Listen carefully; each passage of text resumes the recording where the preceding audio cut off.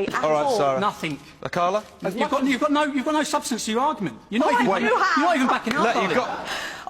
You've got loads of substance. I have. What happened to Lee Rigby? What happened on 7/7? All the Muslim grooming gangs. Everything I say is factual. Let someone else speak for a minute, please, Tommy. Of course, Mr. Robinson, there are no paedophiles who are white, and white people have never bombed anyone else's country. 87% of grooming cases are Muslim, yet 5% of the country is Muslim. You spoke. Let me speak.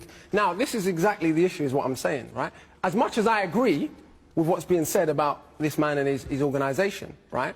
We focus on fringe bigots rather than dealing with the real central issue that we have a political system.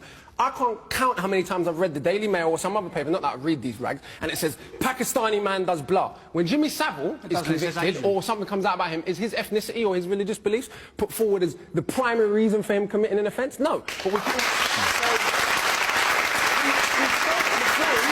We stoke the flames of this kind of bigotry, right? And then act shocked when it comes out. No one's prepared to explain what I've said that's bigotry. One second.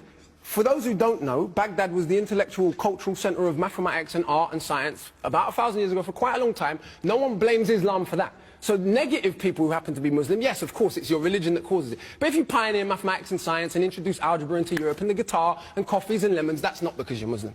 Well, the people... Okay. I'm going to get an opposing view. This is exactly what I said at the beginning of the programme. When we deal with racism, rather than dealing with the structural reality and all this nonsense about people are racist because they're frustrated about their life, it's totally classist. What we're saying, only working class people are racist. Do me a favour. Racism was not invented by working class people. It was invented by elite academics through pseudo-scientific nonsense and perpetuated as part of political policy. From the top down, not the bottom up. In fact, if we look back at the history of this country, when there were slave catchers in the streets, people had far more allies in working class parts of London than they did from rich people who were trying to catch them and send them back to the Caribbean. So let's be honest about the history and deal with the bigger problems of structural racism, because then smaller things and smaller frustrations that are breeding this type of nonsense won't be excavated so much. But this is the problem, is we focus on nonsense like this rather than dealing with why a British soldier you've probably never heard of, a gentleman called Christopher Alder, died in 1999 in police custody. There is footage on YouTube that you can see for yourself of him on the floor with his bottom half exposed, with police officers around him